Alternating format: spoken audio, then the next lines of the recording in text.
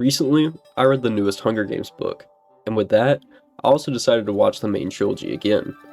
While most of it was good, I couldn't stop thinking about Katniss and her ungodly bow abilities.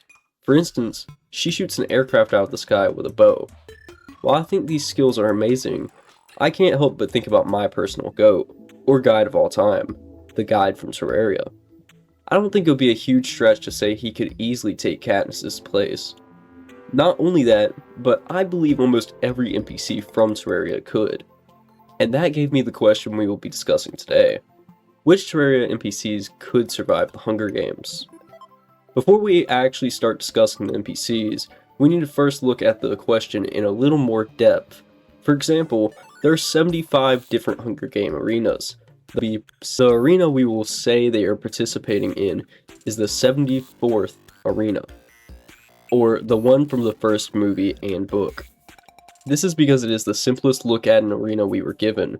There aren't many events that make this one stand out. Another thing we should address, the main thing we'll be looking at is the stats of the NPCs and their preferred weapons. To make this a fair fight, we will say that they all have their preferred weapons, because how else would Party Girl get her confetti grenades?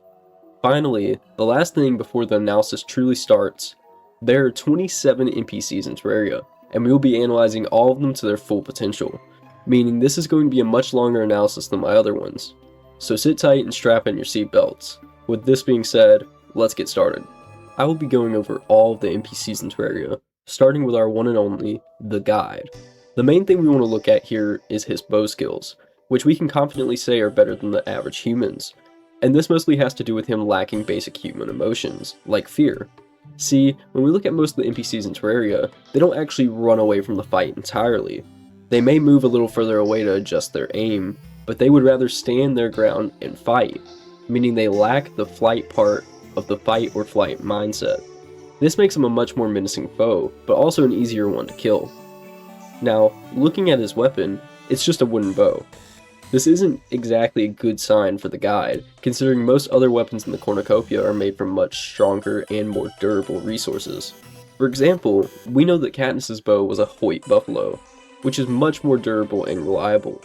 Keeping this in mind, I don't think the Guide would have a hard time adjusting to using a different type of bow, considering he seems to have mastered his default one. Speaking of default, he has two types of weapons he can fire, ordinary ones and, in hard mode, flaming ones. While both of these don't seem like a big deal, they're great for two reasons. One, he has infinite arrows, and two, he would be the only contestant to have flaming arrows, which we can assume are made out of magic considering they do not burn out. One last thing to mention, he has a demon living inside of him, or at least, that's the running theory. Looking at the lore of the game, there isn't much to go off of with the Wall of Flesh and its housing situation. We don't exactly know where it resides before being summoned. However, we do know a voodoo doll of the Guide must be thrown into fire or lava for it to be summoned, and as a result, the Guide dies. Despite that, I don't think the Guide would be able to use this unless he tried to summon the Wall of Flesh like Maharaga by sneaking in a voodoo doll of himself and either finding fire or lava to cast it into. I know this goes without saying, but I'm pretty sure the other contestants wouldn't be able to take out the Wall of Flesh. Using all of this knowledge, I think it is safe to say he either wins the Hunger Games or ends it in a tie, with him summoning the Wall of Flesh. If we say he can't summon the Wall of Flesh, I believe he could still win it. This is because he has infinite arrows and is pretty talented with the bow and arrow. Now onto our next NPC, we have the Merchant, who is known for being the first NPC you can purchase and sell things to. But the main thing we'll focus on is his attacks, that being throwing knives. While these don't sound like they do too much, I believe they would be quite helpful considering all of the NPCs have infinite ammo, meaning this gives him infinite ranged and melee weapons. We could see him barter his way into partnerships with other contestants, essentially making him safe for at least the first half of the game. I would say him having infinite ammo and him being older than the other contestants probably even out, meaning he would just have to get lucky. Otherwise, I don't see him winning. Looking at our next NPC, we have the Nurse, who uses syringes to attack and heal fellow NPCs. Not only does she restore them back to full health, but she can apparently sew limbs back together. This gives her a huge advantage when making allies in the arena. With this being said, we now know she would have several people protecting her, so With this being said, we now know she would have several people protecting her so they can be healed after battles. While she does also attack, she throws syringes that have a poison effect. While this would probably hurt a little bit, and you may get a viral infection from it, I would much rather take that than whatever the hell this thing is. With this in mind, I feel as if people would charge someone throwing prescription drugs at them rather than swords and blades.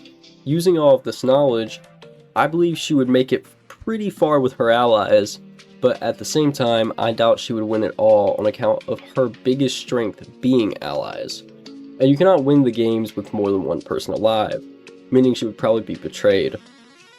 Let's take a pivot here and talk about the newest book of the series, which is about Haymitch, Katniss's tutor for the games, and his time in the arena. In this book, we see Haymitch try to destroy the arena, rather than trying to win the games. The method he attempts used bombs, and it didn't work the way he wanted it to because the games had a backup generator. The reason we are discussing this is because I think our next NPC could likely try to do the same but actually succeed. We of course are talking about the bomber. I believe the bomber would be way more experienced with explosions, so much so, I think he could possibly destroy the arena entirely, allowing him to escape and survive. Even if he didn't escape, I believe he could still win, especially with how durable he is. We get a glimpse of this when talking to the nurse, who says she often has to re-sew his limbs on. This means one of two things. Either she finds him in a ditch after he blows up, or he walks to her to get healed, and I think the latter is more likely. Onto our next NPC, we are looking at the dye trader, who fights with the exotic scimitar. This already gives him a pretty decent advantage, because we can assume he has fought with this type of sword for much longer than any of the other competitors have trained with their weapons. However, he doesn't have much more to bring to the table, ultimately making him just a regular guy with a sword. I don't think the dye trader would survive, and if he did, it would probably just be out of pure luck. Sorry to the two dye trader fans out there. Our next NPC is actually vastly different, starting with his age. When looking at the angler, many people mistake him for an older man, but he's actually a young child, which is also why it says he left the world when he dies, rather than the usual message. While the Hunger Games do often force children to compete, they almost never win, meaning this might just be a complete loss. While some could argue he is persuasive, getting the player to do his task and quest, this point is easily countered because I doubt anyone fighting for their life stopped to listen to him. I heavily, and I mean heavily, doubt he would survive. Looking at our next NPC, we can see there's already a huge difference between her and everyone else. That of course being the ears and tail. We are talking about the Zoologist, which is actually going to be much more interesting than you think. Not only does she use her claws to attack, but she also has a second form, which we are much more interested in. Her second form, a fox-like werewolf, only comes out during full moons. This of course gives her extra features just like werewolves. Super strength, speed, etc. While this alone is extremely helpful, we need to mention that most of the Hunger Games have a fake sky, meaning they can control things like day and night cycles and weather. This changes a lot, because if the fake sky has a full moon, but the real one is only eclipsed, does that mean she would still change? I believe there is a chance it would actually still transform her, unlike actual werewolves, who require the change to be in the lunar cycle. This is because she technically isn't a werewolf but a fox, and she seems oblivious to her actually being one. She even goes on to say she has never seen a full moon, so why would this one be any exception? I feel as if her actual transformation requires her to recognize there's a full moon coming up, which then triggers it. Using this knowledge, I believe she would most likely win the Hunger Games, but even if she didn't transform, she would still have a decent chance at survival. Now, turning over a new leaf, please welcome the Dryad. When looking at her, understand there isn't much to compare her to, especially in the Hunger Games. This is because she doesn't actually use a weapon, but instead uses magic. And this is done via a ritual, which is actually shown by two circles of leaves that circle her. This ritual actually has two parts to it, the Dryad's Blessing and the Dryad's Bane.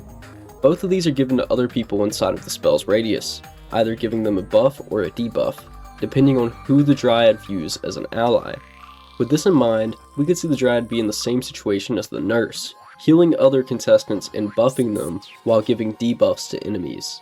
The biggest downside to this ritual is that it can be interrupted if the dryad takes any damage during it, meaning it would only take one arrow for it to stop. I believe that she has a chance of winning, but at any time she could be betrayed by her allies, and her ability isn't that useful if she has no partners. Moving on to our next NPC, we're looking at the painter. Now, let me go ahead and clarify, I've never been shot by a paintball gun, and as much as I like to go all out for my analyses, I would much rather it stay that way, but I heavily doubt it is enough to actually take someone out, so I doubt the painter would get even past the cornucopia. This one is actually much shorter than others, but it's because there isn't really much to say about him. Continuing with our next NPC, we are looking at the golfer, which uses golf balls to hit targets. This kind of follows the same logic as the painter. Sure, getting hit by a golf ball would hurt, but I would rather get hit by that than an arrow, and I do, however, think he would last a little longer than the painter because he has access to golf clubs, which make pretty decent weapons because of their reach. I still doubt he would get far though. And after talking about the two I think are the weakest, the next is the arms dealer, which kind of goes without saying. He has a gun. So I 100% believe he is clearing out the whole arena. You could debate that all you want, but I believe it wouldn't even be close considering he uses a flintlock and a mini shark, which is one of the best pre-hard mode weapons. If that wasn't enough, he also has infinite ammo. For our next one, we might need to dive a little deeper than just the main game. See, Terraria had a collab with a game called Dungeon Defenders 2, and actually added one of the characters from that game entirely, this being the bartender. The bartender himself is much more well built than any of the other NPCs, and we can actually see this in the game he originates from, where he is much bigger than the other characters. Not only is he bigger, but we can also imagine he is a lot smarter than the other NPCs on account of him actually being used to report bugs in the Dungeon Defenders, meaning he has some sense of the fourth wall. He also has plenty of alcohol for disinfection and ingestion, meaning he could form allies through brew.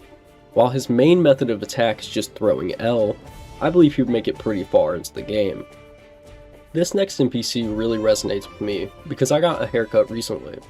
I'm obviously referring to the hairstylist. Many people would think she is just a regular nice hairstylist, but I believe there may be a little bit more than meets the eye. The main thing we will be looking at are her quotes, which shine a different light on her. During a blood moon, we see her say two things that are interesting. The first one being that she has a cutthroat razor, and if we take it at face value, that means she believes she could kill someone with her razor. The other thing that is interesting is that she just sharpened her scissors, meaning she most likely has used them as defense before, most likely when she was captured by spiders, where we, the player, find her. I believe she could play good defense and could certainly be able to take down a contestant if it comes down to it, but I don't believe she would be able to win at all. Our next NPC has a lot of advantages, the main one being that he can buff items.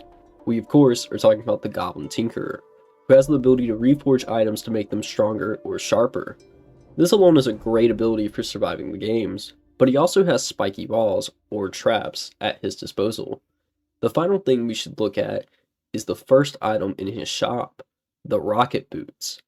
These are great for gaining height, which is always a good advantage in a fight, and paired with his other best item, the grapple hook, he would be able to fly laps around the other contestants.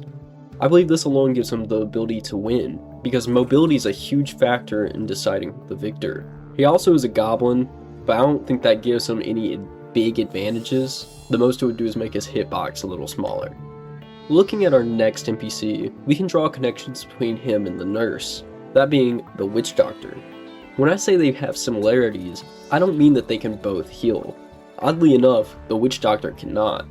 Instead, we are looking at their methods of attack, that being poison or some kind of drug.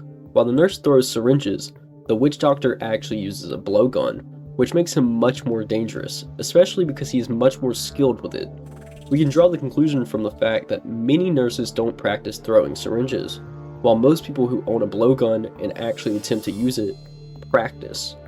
This leads me to believe he would be pretty dangerous. But that's not all, he isn't actually human in the first place. Unlike the Goblin Tinkerer, I think him being of a different species does influence his chances of winning. If you didn't already know, spoiler alert, the Witch Doctor is a lizard. Lizards are like humans, but when they get damaged past a certain point, they will transform into lizard-like creatures who crawl on all fours. This greatly improves their speed and defense, meaning we could definitely see him achieving a higher speed than the other contestants in the game. After learning all of this information, I believe the Witch Doctor could definitely survive the Hunger Games.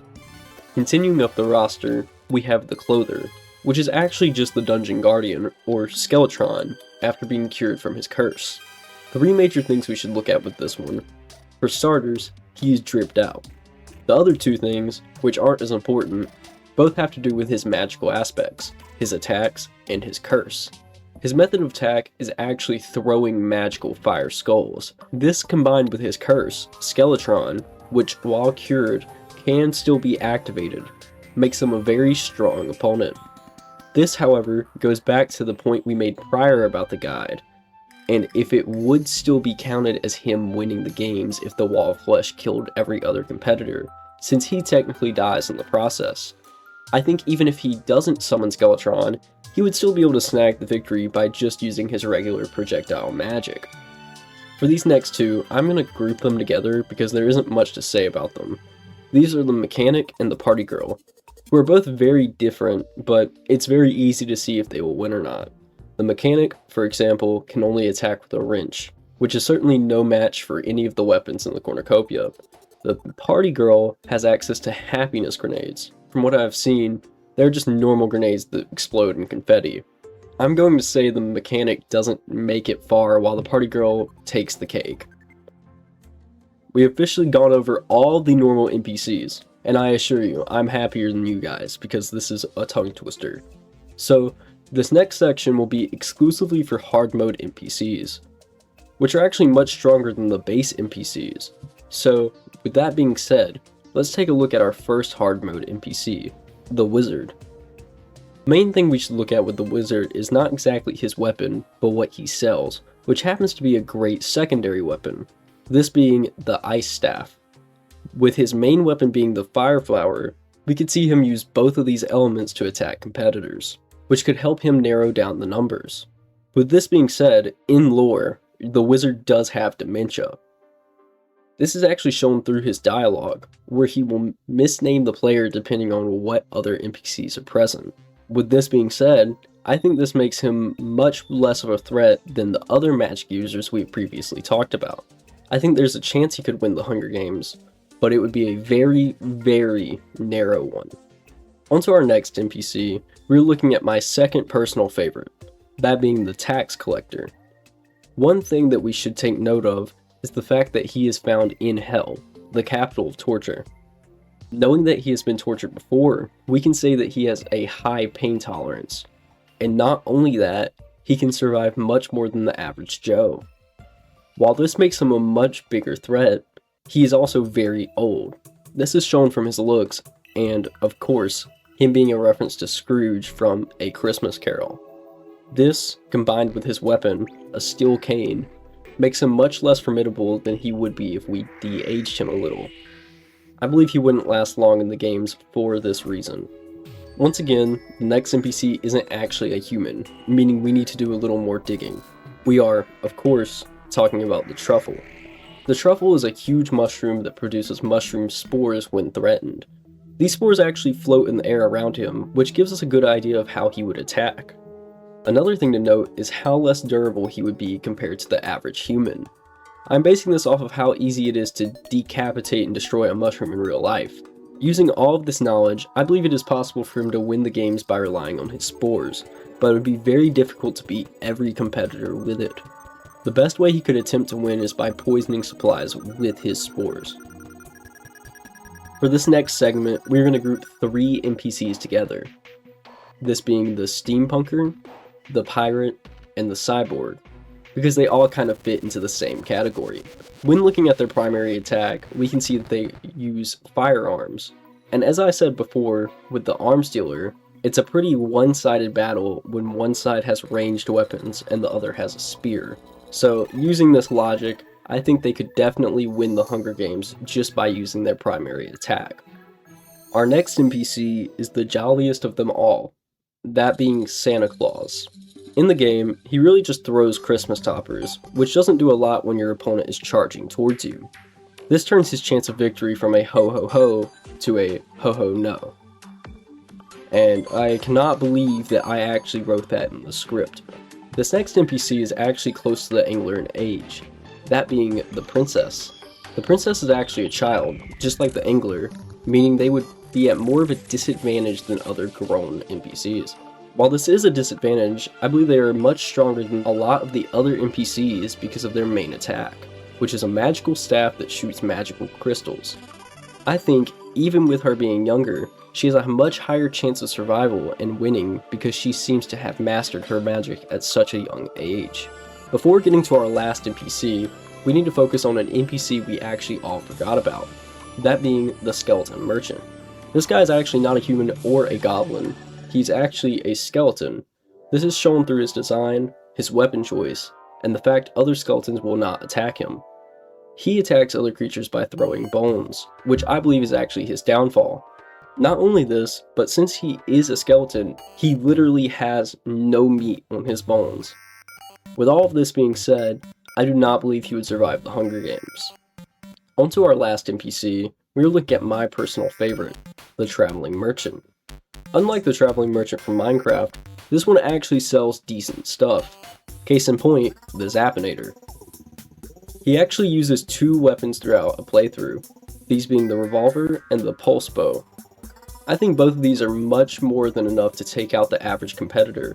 He also has a shop menu, surprise surprise, which contains several more weapons, materials, and food.